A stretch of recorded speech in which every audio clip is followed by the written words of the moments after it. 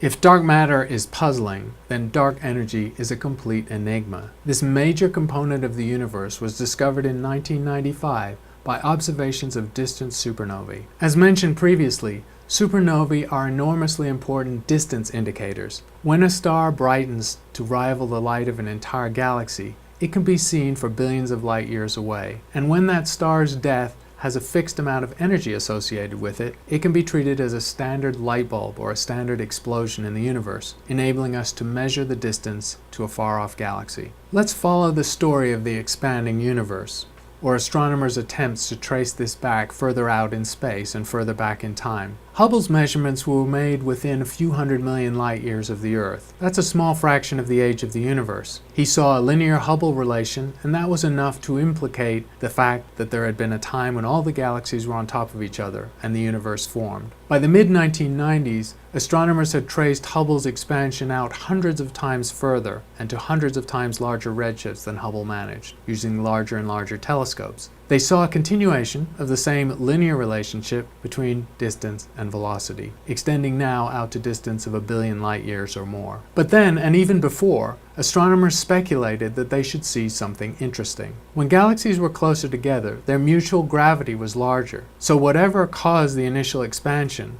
the expansion rate should be slowing because of the mutual gravity of galaxies acting on each other. Therefore, the universe should be decelerating in its expansion rate. If we invert this logic and consider looking out in space and therefore back in time, previously we should expect to see the universe expanding faster than it is now, because it's been decelerating. As astronomers gained the ability to use supernovae to trace the distances and redshifts of even more far-off galaxies, distances of several billion light years, they anticipated seeing the slope of the Hubble relation steepen, the expansion being faster, or at least the same speed in the past. What they saw was the complete opposite. They saw that the expansion rate in the distant past was actually slower, meaning the universe has accelerated in its speed. This was not just a surprise, it was completely inexplicable. The force of gravity should act to slow down the expansion. Nobody could think of a force that would make the expansion speed up. Two groups were working on this, and they were in mostly gentle and polite competition. One led by Adam Rees at the Space Telescope Institute, and the other led by Saul Perlmutter at Lawrence Berkeley Lab. Their result,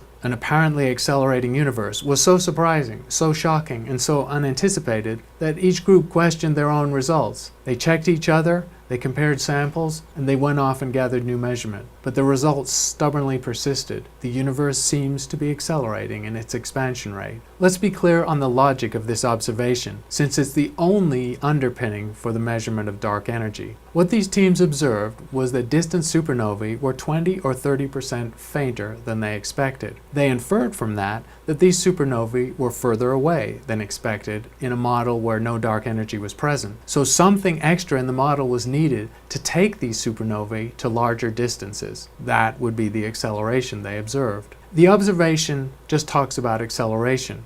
It says nothing about what causes it or the physical nature of that, but the phrase dark energy was quickly applied to the entity causing the acceleration. It's something akin to anti-gravity because it works in the opposite sense of gravity, to force the universe to move faster and faster. As these groups pushed the data and their observations to newly faint levels, they were actually able to trace back through the phase of acceleration, which has lasted the most recent 5 billion years, to the earlier phase when the universe was decelerating. The result of this discovery is that the major components of the universe that describe its behavior in the past and on into the future are both mysterious. One is dark matter, which acts to counteract the expansion, and the other is dark energy, acting to increase the expansion rate. It's as if the universe has a brake and an accelerator. Combining different measurements to see simultaneously the strength of these two components, the presence of dark energy dominates dark matter by a factor of 2, which is why the universe is currently accelerating. In the decade or more since the dark energy discovery, the level of measurement has increased, but the basic result has not gone away. Indeed, it has strengthened.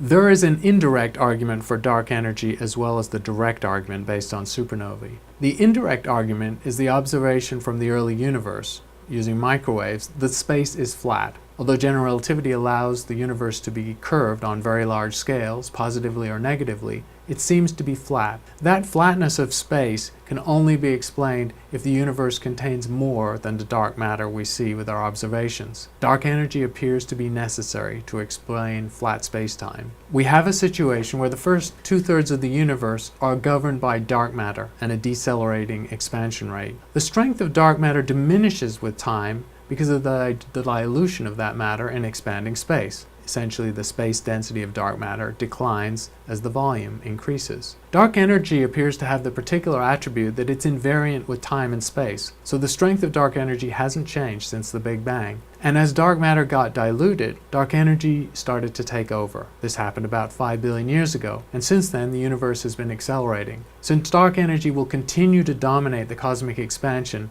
we don't anticipate that this acceleration will ever reverse. After nearly 20 years, the supernova result is the only direct measurement of something we'll call dark energy. As for what dark energy is, neither physics nor astrophysics provides an answer. As with dark matter, dark energy is beyond the standard model of particle physics. Although physics accommodates the idea of energy in the vacuum, that energy doesn't have the right attribute or strength to explain the accelerating universe. To do more, ambitious experiments are being designed, which will improve our measurement of dark energy by an order of magnitude. In particular, they will measure something called the equation of state of dark energy. We will learn whether dark energy is invariant across time and space, and also what the relationship between the pressure of dark energy and its density is. Astronomers have planned something called the Joint Dark Energy Mission, a project of the Department of Energy and the National Science Foundation, with NASA also contributing, an ambitious probe to measure dark energy with better accuracy than at present.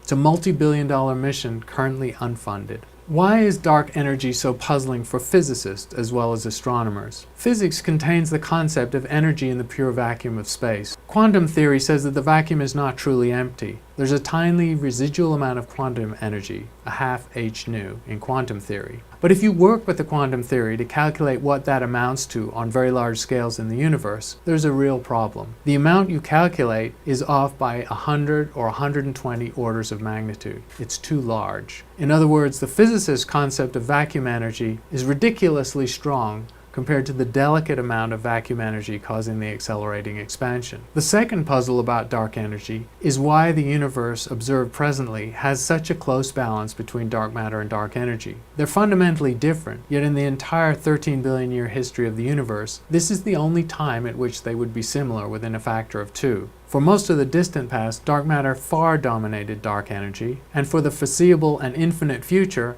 dark energy will far dominate dark matter. The fact that they're so close in strength now seems to be a coincidence, and yet they're physically unrelated as far as we can tell. Is there some deeper theory that explains this coincidence or relates dark matter to dark energy? At the moment, we have no idea. With dark energy, we're left with far more questions than answers. Our observational traction on the issues are slender. Astronomers are having trouble coming up with new experiments that'll let us learn about dark energy in more detail, except to decide whether it varies in time and space. Physicists, meanwhile, are speculating theoretically. There are perhaps 300 papers a year written about dark energy. Unfortunately, very few ways to test those ideas. Some of them involve superstrings or supergravity, quantum theories of gravity that unify the four forces of nature. Such speculative physics is far beyond the realm of astronomical observation. Constraining these frontier theories in physics is difficult for simple reasons of particle physics. If we imagine the vacuum, it's been known for decades that the vacuum can generate energy in the form of particle-antiparticle pairs. These appear and disappear on tiny timescales. So to calculate the potential of the vacuum for the creation of particle-antiparticle pairs involves an incredibly complex calculation of all the possible particle-antiparticle pairs and their myriad branching points. Physicists are working on these problems, but at the moment we're no closer to understanding what dark energy truly is. Conceptually, there are several possible outcomes for the universal expansion. In a universe with just matter and dark matter, the possibility exists that there's sufficient mass for the expansion to reverse and the universe to collapse in a big crunch. Present observations essentially rule that out as an outcome. Another possibility is that the universe continues to decelerate at an ever-decreasing rate, coasting to a maximal size in the infinite future. That outcome also seems to be ruled out by observations. Rather, the dominance of dark energy